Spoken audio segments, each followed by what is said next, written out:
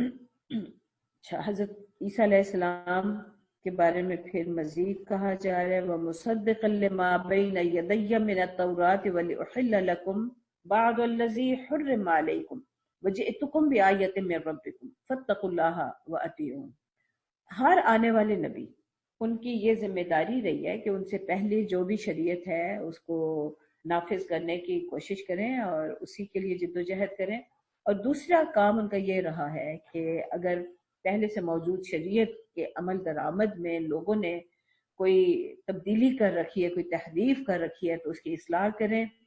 اور لوگوں نے اگر کوئی کوتاہی کا اظہار کیا تو ان کوتاہیوں کا ازالہ کیا جائے۔ تو یہاں پر بھی پہلی شریعت میں جو تصریفات، جو اس میں تحریفات کی گئیں، اس میں سے یہ تھا کہ اللہ تعالیٰ نے جو چیزیں حلال کی ہوئی تھیں وہ لوگوں نے اپنے اوپر حرام کر رکھی تھی۔ تو وہ اپنا ایک یہ بھی بتا رہے ہیں کہ میں جو چیزیں تم نے اپنے اوپر حرام کر رکھی ہیں میں اللہ کے حکم سے وہ حلال کرنے کے لیے آیا ہوں۔ یعنی انبیاء علیہ السلام لوگوں کو آسانیاں پیدا کرنے کے لیے آتے ہیں، مشکلوں میں نہیں ڈالتے۔ لوگ خود اپنے اوپر جو جن مشکلوں کو انہوں نے ڈالا ہوتا ہے انبیاء علیہ السلام ان مشکلوں کو دور کر دیتے ہیں۔ ان اللہ ربی و ربکم فاعبدوہ ھذا صراط مستقیم، یہ تو تمام انبیاء علیہ السلام کی بنیادی تعلیم ہے کہ اللہ ہی کی عبدیت اختیار کی جائے۔ عبدیت میں تین پہلو ہمیشہ پیش نظر رکھنے چاہیے۔ ایک، اللہ تعالیٰ کے ساتھ اطاعت کا رویہ، دوسرا محبت کے ساتھ اطاعت اور محبت، ان دونوں کو جب اکٹھا کیا جاتا ہے اور اپنے آپ کو اللہ تعالیٰ کے لیے وقف کر دینا۔ عبدیت یہ ہے کہ بس میں صرف اللہ ہی کی ہوں، فاعبدوہ،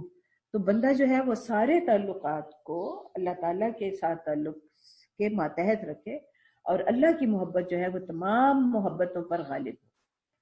تو عبدیت جو ہے وہ بغیر محبت کے نہیں ہوتی، اس میں محبت جو ہے وہ لازمی۔ فلما احس عیسیٰ منہم الکفر قال من انصاری الی اللہ قال الحواریون نحن انصار اللہ آمنا باللہ واشہد بأننا مسلمون۔ اب یہ بات کی بات ہے کہ اب اتنے معجزوں کے باوجود اور جس طرح کے روایات میں آتا ہے یا خود انجیلوں میں بھی ہے کہ حضرت عیسیٰ علیہ السلام جس طرف بھی جاتے اور جس طرف بھی کوئی بات کہتے ہزاروں لوگ ان کے معتقد ہوتے اور ان کا اتباع کرتے۔ یہ چیز وقت کے حکمرانوں کے لیے بڑی تکلیف دہ ہوئی، اور یہود کے علماء جو تھے ان کے لیے بھی بڑا یہ مطلب انہوں نے بھی اس کو اپنے لیے کوئی چیلنج سمجھا، اور انہوں نے کہا اپنے جو ان کو حاصل تھے مرتبے اور مقام اس راستے میں انہیں لگا کہ کوئی ہمارے لیے خطرہ ہے، تو علماء یہود جو تھے وہ سب سے بڑھ کر حضرت عیسیٰ علیہ السلام کی مخالفت کرنے والے تھے، اور ان کی سفارش پر بادشاہ نے ان کے لیے بند اور پھر سلیب کا جو ہے حکم دیا۔ تو اس کا مطلب یہ ہے کہ یعنی عام طور پر دین کی مخالفت صرف ایسا نہیں ہے کہ بادشاہوں کی طرف سے ہی ہو یا کوئی اور ہی لوگ ہوتے ہیں اس کا انکار کرنے والے، وہ لوگ بھی ہوتے ہیں جو کہ بظاہر اپنے آپ کو اللہ کے دین کے ساتھ وابستہ سمجھتے ہیں یا کہتے ہیں۔ تو جب یعنی یہاں پہ ان حضرت عیسیٰ علیہ السلام نے جب ان کی مخالفت دیکھی تو اس وقت انہوں نے کہا کہ قال من انصاری الی اللہ، کون ہے اللہ کی طرف بلانے میں میرا مددگار؟ قال الحواریون نحن انصار اللہ، تو حواریوں نے کہا کہ ہم ہیں اللہ کے مددگار، ہم اللہ پر ایمان لاتے ہیں، واشہد بأننا مسلمون۔ یہ ایک بڑی زبردست بات ہے کہ اللہ کے دین کی اشاعت میں حصہ لینا، یہ اللہ تعالیٰ اس کو اپنی مدد سے تعبیر کرتے ہیں۔ یعنی انسان ہے وہ جو کہ اللہ کے دین کو سمجھتے ہیں اور اللہ کے دین کی تبلیغ، ابلاغ اور اشاعت میں حصہ لیتے ہیں۔ اچھا، بالعموم انبیاء علیہ السلام جو ہے نا وہ اب ان کی دعوت کا پہلا جو ہدف ہوتا ہے وہ قوم کے جو زعماء ہیں، جو لیڈرز ہیں، جو حکمران ہیں ان تک بات پہنچاتے ہیں، اور حضرت عیسیٰ کا بھی ایسا ہی تھا۔ تو جب وہ ان سے یعنی جب وہ لوگ ان کی بات قبول نہیں کرتے، اور بالعموم جو ان کو ہدف بنایا جاتا ہے وہ اس لیے کہ عام طور پر لوگ اپنے جو بھی رہنما ہوتے ہیں یا جو بھی حکمران ہوتے ہیں انہی کے دین پہ چلتے ہیں، اور وہ اگر راہ راست پر آ جائے تو باقی لوگوں کے لیے بڑا آسان ہوتا ہے اس کے لیے قبول کرنا۔ تو یہاں پر انہوں نے جب مخالفت کی تو حضرت عیسیٰ علیہ السلام کا ساتھ دینے والے لوگ جو تھے، جیسا کہ خود انجیلوں سے بھی پتہ چلتا ہے اور روایات میں بھی ہے، اور جیسا کہ ہم نبی صلی اللہ علیہ وسلم کو دیکھتے ہیں کہ حکمرانوں میں سے یا بڑے رہنماؤں میں سے تو بہت کم، یا بڑے قبیلوں کے سرکردہ افراد میں سے بہت کم لوگ جو تھے وہ انہوں نے نبی صلی اللہ علیہ وسلم کا ساتھ دیا۔ اسی سے ہم قیاس کر سکتے ہیں کہ حضرت عیسیٰ علیہ السلام کا ساتھ دینے والے لوگ بھی بلال جیسے ہوں گے، خبیب جیسے ہوں گے، یعنی جو کہ حضرت یاسر جیسے ہوں گے، حضرت عمار جیسے ہوں گے، یعنی جو معاشرے میں کوئی قابل لحاظ حیثیت نہیں رکھتے، یعنی کوئی نمایاں حیثیت نہیں رکھتے۔ تو اب اللہ تعالیٰ کا اپنا کرم ہے کہ وہ کن لوگوں کو آگے لاتے ہیں۔ حضرت عیسیٰ بھی اپنے وعظوں میں یہی کہتے تھے کہ آگے والے تو پیچھے ہوں گے اور پیچھے ہو جائیں گے، اور پیچھے والے جو ہیں وہ آگے آئیں گے۔ تو ایسا ہی ہوتا ہے بالعموم کہ جو بظاہر کم حیثیت لوگ ہوتے ہیں، اللہ تعالیٰ کے دین کو جب قبول کرتے ہیں تو وہ رہنما بن جاتے ہیں تمام لوگوں کے لیے۔ تو ایسا ہی ان حواریوں نے بھی یہی کہا۔ حواری، اور روایات میں آتا ہے کہ وہ گنتی کے چند لوگ تھے، 10-12 لوگ تھے جو کہ آخر میں حضرت عیسیٰ کے ساتھ رہ گئے، اور انہوں نے حضرت عیسیٰ کے ساتھ یہ وعدہ کیا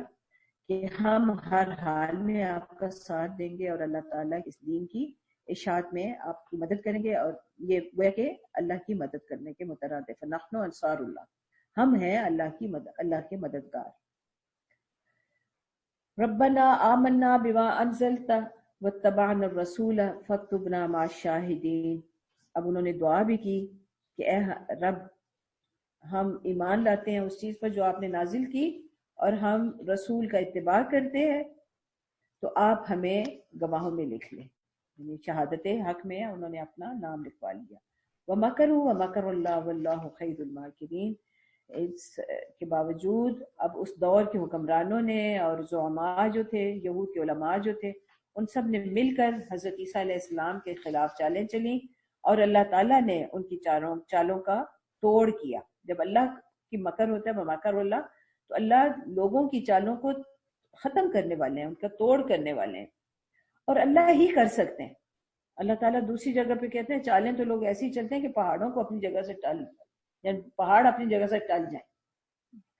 تو لیکن اللہ تعالیٰ ایسے شر پسند لوگوں کی چالوں کا ہمیشہ خاتمہ کرتے ہیں اپنی مہربانی سے۔ تو یعنی خود بخود اس سے پتہ چلتا ہے کہ آخری جو ان کا تھا چال وہ یہی تھی کہ حضرت عیسیٰ علیہ السلام کو گرفتار کریں اور پھر ان کو صلیب پہ چڑھائیں۔ تو اللہ تعالیٰ اس کے لیے کہہ رہے ہیں کہ اذ قال اللہ یا عیسیٰ انی متوفیک ورافعک الی ومطہرک من الذین کفروا وجاعل الذین اتبعوک فوق الذین کفروا الی یوم القیامہ ثم الی مرجعکم فاحکم بینکم فیما کنتم فیہ تختلفون۔ اللہ تعالیٰ نے حضرت عیسیٰ علیہ السلام سے یہ کہا کہ اے عیسیٰ، اب میں آپ کو اپنی طرف واپس بلاؤں گا اور آپ کو بلند کروں گا اور آپ کو پاک کروں گا ان لوگوں سے جنہوں نے آپ کا انکار کیا ہے، اور ان لوگوں کو جو آپ کا اتباع کریں گے انہیں ان لوگوں پر غالب کروں گا اور غالب رکھوں گا قیامت کے دن تک جو آپ کا اتباع کرنے والے ہیں۔ پھر میری ہی طرف سب کو لوٹ کر آنا ہے، پھر میں لوگوں کے درمیان فیصلہ کر دوں گا۔ فَأَمَّا الَّذِينَ كَفَرُوا فَأُعَذِّبُهُمْ عَذَابًا شَدِيدًا فِي الدُّنْيَا وَالْآخِرَةِ وَمَا لَهُم مِّن نَّاصِرِينَ۔ تو جو لوگ انکار کرتے ہیں انبیاء علیہ السلام کی لائی ہوئی تعلیمات کا اور اللہ کا، تو ان کے لیے شدید عذاب کی خبر ہے۔ اور کہا گیا ہے کہ وَمَا لَهُم مِّن نَّاصِرِينَ، اللہ سے بچانے کے لیے کوئی ان کا مددگار نہیں ہوگا۔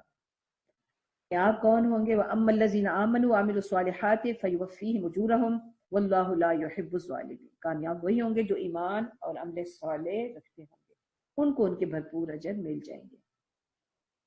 اب یہاں پہ حضرت عیسیٰ علیہ السلام کے بارے میں جو کہا گیا ہے کہ انہیں بلند کیا جائے گا اور انہیں پاک کیا جائے گا، تو قرآن میں دوسری جگہ سورہ نساء میں یہ بڑا واضح الفاظ میں ہے کہ نہ ان کو صلیب دی گئی، نہ انہیں قتل کیا گیا، بلکہ اللہ تعالیٰ نے معاملے کو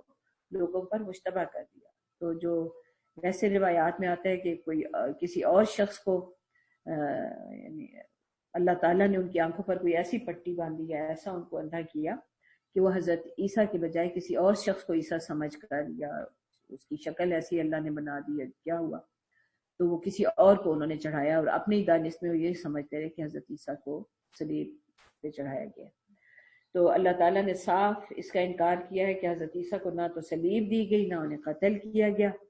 بلکہ ان کے معاملے کو لوگوں پر مشتبہ ہی رکھا گیا۔ اب یہاں پہ ایک اور بات جو ہے کہ اللہ تعالیٰ نے حضرت عیسیٰ کے پیروکاروں کو ان لوگوں پر غالب رکھا جنہوں نے حضرت عیسیٰ کا انکار کیا ان لوگوں پر۔ تو یہود ہمیشہ سے پھر ہم دیکھتے ہیں کہ جب سے حضرت عیسیٰ علیہ السلام کے بعد سے یہود کو کبھی بھی دنیا میں اقتدار نصیب نہیں ہوا، اور قرآن خود دوسری جگہ پہ کہتے ہیں کہ انہیں کبھی بھی اقتدار نہیں ملے گا اور کبھی بھی وہ غالب نہیں آ سکیں گے، الا یہ کہ کہیں سے تھوڑی بہت انہیں کبھی مدد مل جائے۔ تو اس وقت بھی اگر یہود غالب نظر آتے ہیں تو وہ اسی لیے کہ ایک تو ہم بہت ہم کمزور ہوئے ہیں، تو یہ ایسے ہی ہے جیسے کہ جسم کی قوت مدافعت کمزور ہو جائے تو چھوٹے چھوٹے جراثیم اور وائرسز جو ہیں وہ بھی اس کو بیمار کر ڈالتے ہیں اور غالب آ جاتے ہیں۔ تو کچھ ایسی بھی بات ہے۔ اور دوسری بات یہ ہے کہ اسرائیل کی ریاست جو ہے وہ کوئی یہودیوں نے اپنے بلبوتے پر قائم نہیں کی، بلکہ وہ اس وقت کے عیسائیوں کے ان کی وجہ سے وہ اس وقت قائم ہے۔ اور ان لوگوں مطلب یہ بھی تاریخ میں پہلی دفعہ ہوا ہے کہ عیسائی اور یہودی جو ہیں وہ باہم اکٹھے ہوئے ہیں کسی معاملے میں۔ تو لیکن جو اللہ تعالیٰ غلبے کی بات کرتے ہیں تو اللہ تعالیٰ کا جو فوق ہوتا ہے نا، فوق اللہ زینہ کا، حضرت عیسیٰ کا اتباع کرنے والے فوقیت رکھتے ہیں۔ تو اللہ تعالیٰ کے ہاں فوقیت جو ہوتی ہے وہ کوئی سیاسی فوقیت نہیں ہوتی کہ بھی سیاسی غلبہ ان کو عطا ہوگا، بلکہ یہ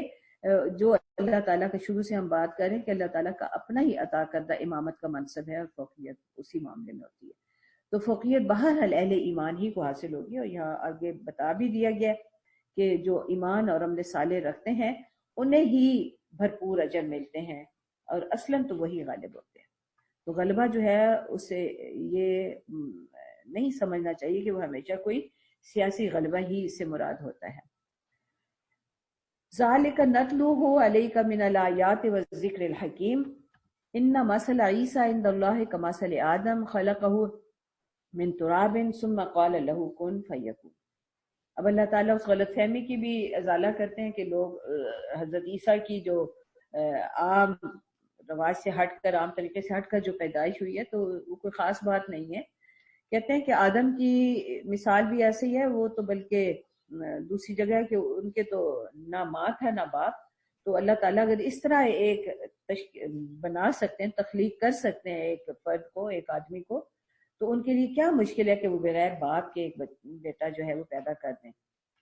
الحق من ربک فلا تکن من الممترین۔ تو آپ تک حق آ گیا، صحیح بات آپ کو بتا دی گئی، بس آپ شک کرنے والوں میں سے نہ ہوں۔ فمن حاجک فیہ من بعد ما جاءک من العلم فقل تعالوا ندعو ابناءنا وابناءکم ونساءنا ونساءکم وانفسنا وانفسکم ثم نبتہل فنجعل لعنۃ اللہ علی الکاذبین ان ھذا الحق وما من الہ الا اللہ وان اللہ لہو العزیز الحکیم فان تولوا فان اللہ علیم بالمفسدین۔ یہ آیات جو ہے نا حضرت عیسیٰ کے بارے میں، یہ جب نجران کے عیسائیوں کا وفد آیا تھا تو اس وقت یہ نازل ہوئی، اور ان کے سامنے حضرت عیسیٰ کے سارے یہ معاملات رکھے گئے کہ حضرت عیسیٰ بھی اصلاً اسی سلسلہ پیغمبری کے فرد ہیں جو کہ حضرت آدم علیہ السلام سے چلا آ رہا ہے، اور حضرت محمد صلی اللہ علیہ وسلم نے اس کی تکمیل کی۔ تو حضرت عیسیٰ کے بارے میں جو دوسرے خیالات نصارہ نے اختیار کر رکھے تھے اس کی تردید یہاں پر کر دی گئی، اور پھر کہا گیا کہ صحیح بات تو اب تمہارے سامنے رکھ دی گئی ہے، ابھی بھی اگر تمہیں کوئی شک ہے کہ نبی صلی اللہ علیہ وسلم یعنی حق پر ہیں یا ان کے حق پر ہونے کے معاملے میں اگر کوئی شک ہے تو اس کے لیے انہیں دعوت مباہلہ دی جا رہی ہے کہ اگر تمہارا خیال ہے کہ تم جو کچھ خیالات رکھتے ہو یا ایمان رکھتے ہو حضرت عیسیٰ کے بارے میں وہ ٹھیک ہے،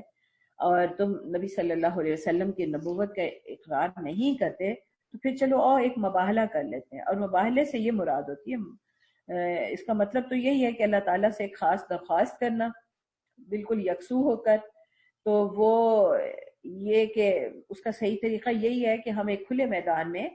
ہم بھی اپنے بیٹوں اور عورتوں کو لے کر آ جاتے ہیں، تم بھی اپنے بیٹوں اور عورتوں کو لے کر آ جاؤ، اور ہم خود بھی وہاں پر حاضر ہوتے ہیں، اور پھر ہم یہ دعا کرتے ہیں کہ اے اللہ جو بھی جھوٹا ہے اس پر لعنت ہو۔ بات تو صرف اتنی سی ہے نا، اگر کوئی سچا ہے تو اسے یہ کہنے میں کوئی آر نہیں ہوتا، کوئی بات نہیں ہوتا، وہ تو لعنت اللہ علی الکاذبین۔ اب اللہ کے ساتھ اللہ کے بارے میں کچھ نہ کچھ علم تو بہرحال نصارہ کو بھی ہے ہی نا، تو آج تک وہ اس دعوت مباہلہ کا ہے۔ اس وقت نبی صلی اللہ علیہ وسلم کے ساتھ بھی ان لوگوں نے مطلب بلکہ کیا آتا ہے کہ وہ راتوں رات پہ مدینہ سے نکل ہی گئے، کہ انہوں نے آپس میں جب بات کی، بات ہوئی ہے دعوت مباہلہ ہے اور کل اس طرح جانا ہے تو کیا ہم تیار ہیں، تو خود ہی ایک دوسرے کو کہنے لگے کہ تمہیں حقیقت تو پتہ ہی ہے، تو ایسا نہ ہو کہ تم اللہ تعالیٰ کی کسی بڑے غضب کے مستحق ہو جاؤ اور غضب تم پر ٹوٹ پڑے، تو آسانی اسی میں ہی ہے یا عافیت اسی میں ہی ہے کہ چپ کر کے نکل جاؤ۔ اور وہ خاموشی سے رات کو مدینہ چھوڑ کر نکل گئے اور اس دعوت مباہلہ میں نہیں آئے۔ تو ایسا ہی معاملہ یہاں پر بھی ہندوستان میں جب یہ قادیانیوں کا مسئلہ ہوا تو قادیانیوں کو بھی ہمارے علماء نے دعوت مباہلہ دی، اور وہ ہر سال اس کا اعادہ کرتے ہیں، اور آج تک قادیانی بھی اس دعوت مباہلہ کا جواب نہیں دے سکے۔ تو یہ بہرحال ایک بڑی بات ہے کہ خود زبان سے بندہ کہے کہ اللہ کی مجھ پر لعنت ہو، تو جس کو تھوڑا سا بھی اللہ کا پتہ ہو نا تو وہ یہ بات اپنے منہ سے نہیں کہہ سکتا۔ ان ھذا لہو القصص الحق وما من الہ الا اللہ وان اللہ لہو العزیز الحکیم فان تولوا فان اللہ علیم بالمفسدین۔ اب جب وہ دعوت مباہلہ سے بھاگ گئے تو اب کہا جا رہا ہے کہ پھر ان کو دعوت دو، قل یا اہل الکتاب تعالوا الی کلمۃ سواء بیننا وبینکم الا نعبد الا اللہ ولا نشرک بہ شیئا ولا يتخذ بعضنا بعضا اربابا من دون اللہ فإن تولوا فقولوا اشهدوا بأننا مسلمون۔ یہ دعوت کا بڑا ہی حکیمانہ طرز ہے کہ جس کو دعوت دی جا رہی ہے تو ان کی اور ہمارے درمیان جو کوئی مشترک بات ہوتی ہے اس سے بات شروع کی جاتی ہے۔ تو یہاں پہ کہہ رہے ہیں کہ انہیں بلاؤ یا اہل الکتاب، اے اہل کتاب۔ ایک تو یہ کہ مخاطب کو بڑے اچھے الفاظ میں بلایا جاتا ہے، قرآن نے صرف ایک جگہ یا ایھا الکافرون کا، ورنہ کہیں اس طرح کا خطاب نہیں کیا گیا۔ ہر جگہ انبیاء علیہ السلام جو ہیں بڑے خوبصورت الفاظ میں پکارتے رہے ہیں اپنے مخاطبین کو، تو یہاں پر جو خطاب کا طریقہ بتایا گیا یا اہل الکتاب، بھئی آپ کے پاس بھی کتاب ہے، آؤ تعالوا، تعال جب کہا جاتا ہے تو یہ عام طور پہ اس لیے ہوتا ہے کہ تم آؤ بہتری کی طرف آؤ، بلندی کی طرف آؤ، اچھی بات کی طرف آؤ، اور وہ کیا ہے کہ ہم اس بات سے بات شروع کرتے ہیں جو ہمارے اور تمہارے درمیان مشترک ہے، ایک ہی ہے، برابر ہے، اور وہ یہ ہے کہ اللہ کے سوا کسی اور کی عبودیت اختیار نہ کی جائے، اور ہم اس کے ساتھ ذرہ برابر کسی کو شریک نہ ٹھہرائیں، وَلَا يَتَّخِذَ بَعْضُنَا بَعْضًا أَرْبَابًا مِّن دُونِ اللَّهِ، اور ہم میں سے کوئی اللہ کے سوا کسی کو اپنا رب نہ بنائے۔ فَإِن تَوَلَّوْا فَقُولُوا اشْهَدُوا بِأَنَّا مُسْلِمُونَ، پھر اگر وہ منہ موڑ بھی جائیں تو آپ صاف کہہ دیجئے کہ ہم تو یہ گواہی دیتے ہیں کہ ہم مسلم ہیں۔ یعنی دعوت تو دینی ہے، لیکن اگر دوسرے لوگ نہ بھی مانے تو اپنے اسلام پر قائم رہنا ہے اور یہ اعلان کرنا ہے کہ سارے لوگ اس بات کی گواہی دیں یا تم لوگ بھی گواہ رہو کہ ہم مسلم ہیں، ہم اطاعت کرنے والے ہیں۔ یا اہل الکتاب لما تحاجون فی ابراہیم وما انزلت التوراۃ والانجیل الا من بعدہ افلا تعقلون۔ یہ وہی بات ہے جس کا سورہ بقرہ میں بھی تذکرہ ہو چکا ہے کہ اے اہل کتاب تم ابراہیم کے معاملے میں کیوں جھگڑا کرتے ہو، یا ان کو اصل میں حضرت ابراہیم علیہ السلام کے تعلق کے تو سبھی دعوے دار ہیں نا، یہود بھی اور نصارہ بھی۔ تو اللہ تعالیٰ یہ کہہ رہے ہیں کہ ان سے یہ کہو کہ تورات اور انجیل تو ابراہیم کے بعد نازل ہوئی ہیں، تو تمہیں سمجھ نہیں آ رہی، یعنی ابراہیم کا تعلق پھر تورات اور انجیل سے تو نہیں ہے، تورات اور انجیل کا تعلق ابراہیم سے ہو سکتا ہے، ابراہیم کا تو ان سے نہیں ہے۔ اور اگر جو تحریفات کر لی ہیں اس کی تو پھر کوئی بات ہی نہیں بنتی نا۔ ہا انتم ہؤلاء حاججتم فیما لکم بہ علم فلم تحاجون فیما لیس لکم بہ علم واللہ یعلم وانتم لا تعلمون. اور پھر یہ کہ تم ان چیزوں کے بارے میں تو خوب جھگڑا کرتے ہو جن کا تمہیں علم ہے، لیکن جب اللہ تعالیٰ حجت اور اس کی بات کرتے ہیں، اس کا مطلب بحثیں کرنا اور خواہ مخواہ کے میخ نکالنا جو ہوتا ہے. تو لیکن ان چیزوں کے بارے میں کیوں حجتیں کرتے ہو اور کیوں بحثیں کرتے ہو جن کے بارے میں تمہیں کچھ علم نہیں. اللہ جانتا ہے اور تم نہیں جانتے. ما کان ابراہیم یہودیا ولا نصرانیا ولکن کان حنیفا مسلما وما کان من المشرکین. حضرت ابراہیم علیہ السلام کے بارے میں تکرار کے ساتھ قرآن یہ کہتا ہے کہ وہ نہ یہودی تھے نہ نصرانی، وہ تو بڑے یکسو مسلم تھے. ان اول الناس بابراہیم للذین اتبعوه وهذا النبی والذین آمنوا واللہ ولی المؤمنین. اور حضرت ابراہیم علیہ السلام کے ساتھ تعلق تو اگر کوئی کر سکتا ہے یا اس کا کوئی دعویٰ کر سکتا ہے تو اس کا تو زیادہ حق جو ہے وہ ان لوگوں کا ہے جو ابراہیم کی اتباع کرتے ہیں، اور یہ نبی صلی اللہ علیہ وسلم اور وہ لوگ جو ان پر ایمان لائے. اور اللہ ایمان لانے والوں ہی کا ولی ہے. وَدَّتْ طَائِفَةٌ مِّنْ أَهْلِ الْكِتَابِ لَوْ يُضِلُّونَكُمْ وَمَا يُضِلُّونَ إِلَّا أَنفُسَهُمْ وَمَا يَشْعُرُونَ یا اہل الکتاب لم تکفرون بآیات اللہ وانتم تشہدون یا اہل الکتاب لم تلبسون الحق بالباطل وتکتمون الحق وانتم تعلمون. اب بظاہر تو یہ خطاب کی صورت میں ہے اہل کتاب کے ساتھ بات، تو لیکن یہ دراصل ان کی ان کوتاہیوں کا اظہار ہے جو کہ انہوں نے کی ہیں،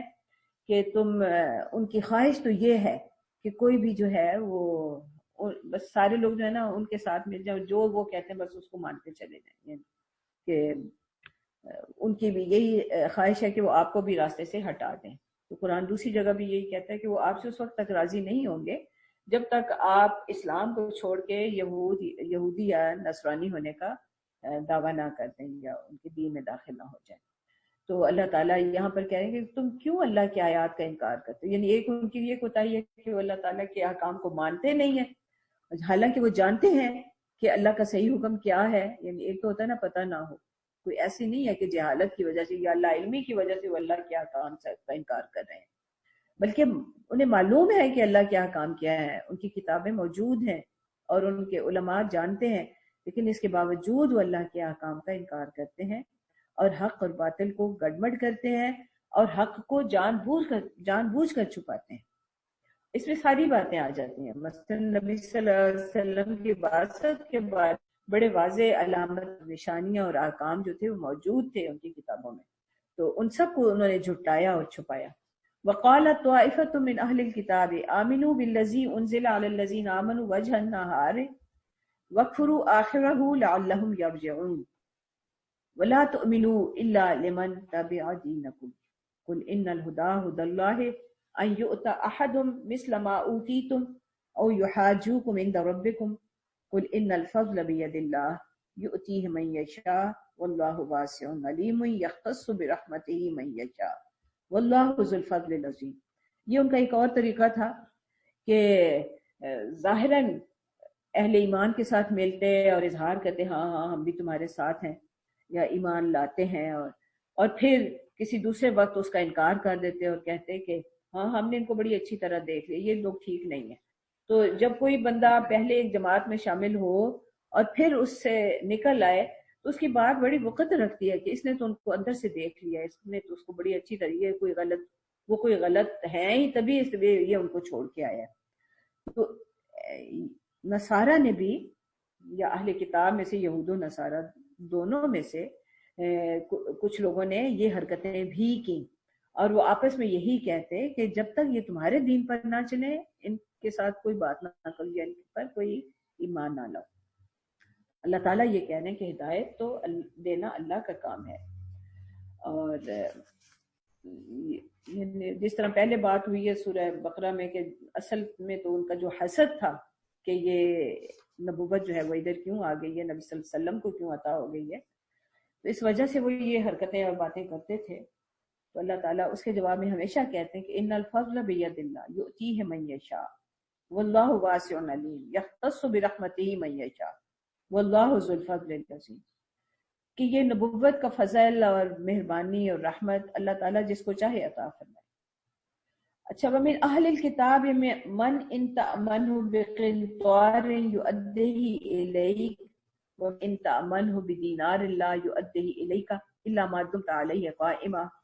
ذلك بانهم قالوا ليس علينا في الاميين سبيل ويقولون على الله الكذب وهم يعلمون۔ اب اللہ تعالیٰ کہہ رہے ہیں کہ اہل کتاب میں سے سارے لوگ برے نہیں ہیں، ان میں سے بعض لوگ بہت ہی امین ہیں اور حق پر قائم رہنے والے ہیں، اور اصل میں جو ایسے لوگ ہوتے ہیں نا، جب ان کے سامنے اسلام کی دعوت پہنچتی ہے، قرآن کی دعوت پہنچتی ہے، تو وہ ایمان لے آتے ہیں۔ جیسے اس وقت بھی حضرت عبداللہ بن سلام اور اس طرح کے بہت سے افراد تھے جو کہ جن کے سامنے جب اللہ تعالیٰ کی دین کی بات پہنچی، دعوت پہنچی، تو ایمان لے آئے۔ اللہ تعالیٰ بہرحال دو قسم کے لوگ ان میں سے بیان فرما رہے ہیں، ایک یہ کہ ان میں سے ایسے دیانتدار اور امین لوگ بھی ہیں کہ آپ ان کے پاس خزانے بھی امانت کے طور پر رکھوا دیں تو وہ سارے کے سارے ادا کر دیتے ہیں، اس کی حفاظت کرتے ہیں، اور ان میں سے کوئی ایسے بد دیانت لوگ ہیں کہ ایک دینار بھی اگر اس کے پاس رکھوایا جائے تو وہ بھی نہیں وہ واپس کرتا، اللہ یہ کہ آپ اس کے سر پر ہی کھڑے ہو جائیں اور نکلوا کے رہیں، اور ایسا وہ اس لیے کرتے ہیں، اور بالعموم یہود و نصارہ کا یہی رویہ رہا ہے ہمیشہ، زیادہ تر ایسے ہی لوگ ہیں جو سمجھتے ہیں کہ جو ان کے دین سے باہر لوگ ہیں یا ان کے گروہ سے باہر کے لوگ ہیں ان کے ساتھ جو چاہیں وہ سلوک کریں، اور ان کی چاہے ان کے جو اموال ہیں اور جو اسباب ہیں ان سب پر قبضہ کرنے کا وہ اپنا حق سمجھتے ہیں۔ تو ذالک بانہم قالوا لیس علینا فی الامیین سبیل، یہاں پہ وہ ہر اس شخص کو امی سمجھتے ہیں جو ان کا یا ان کے گروہ میں شامل نہیں ہے، کیونکہ وہ خود کو تو اہل کتاب کہتے ہیں نا، تو باقی سارے تو امی ہوئے۔ تو کہتے ہیں کہ ان کے معاملے میں یہ ان کی کتابوں میں صاف لکھا ہوا ہے کہ جو یہ لوگ ہیں، یعنی جو ہمارے گروہ کے لوگ نہیں ہیں، ان پر ہماری کوئی ذمہ داری نہیں ہے، بلکہ اس حد تک کہ اگر وہ ہم سے قرض لیتے ہیں اور قرض واپس نہیں کرتے تو ہم ان کو اپنا غلام بنا سکتے ہیں۔ وَيَقُولُونَ عَلَى اللَّهِ الْكَذِبَ وَهُمْ يَعْلَمُونَ بَلَىٰ مَنْ أَوْفَىٰ بِعَهْدِهِ وَاتَّقَىٰ فَإِنَّ اللَّهَ يُحِبُّ الْمُتَّقِينَ۔ اللہ تعالیٰ ان کی اس ذہنیت کے اظہار کے لیے کہتے ہیں کہ یہ وہ جو اللہ پر بھی جھوٹ گھڑتے ہیں، حالانکہ وہ جانتے ہیں، وہ جھوٹی باتیں منسوخ کرتے ہیں اللہ تعالیٰ کے ساتھ۔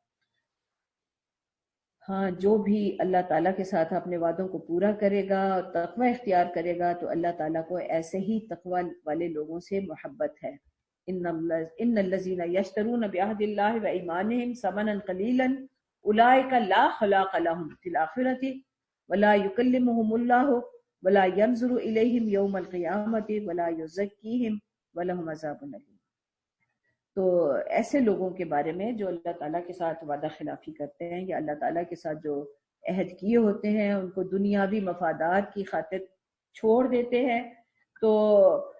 اللہ تعالیٰ کہتے ہیں کہ ان کا آخرت میں کوئی حصہ نہیں ہوگا، اور اللہ تعالیٰ ان سے بات بھی نہیں کرے گا اور ان کی طرف نظر اٹھا کر بھی نہیں دیکھے گا، اور نہ ان کو صاف کرے گا، پاکیزہ کرے گا، اور ان کے لیے تکلیف دہ عذاب ہوگا۔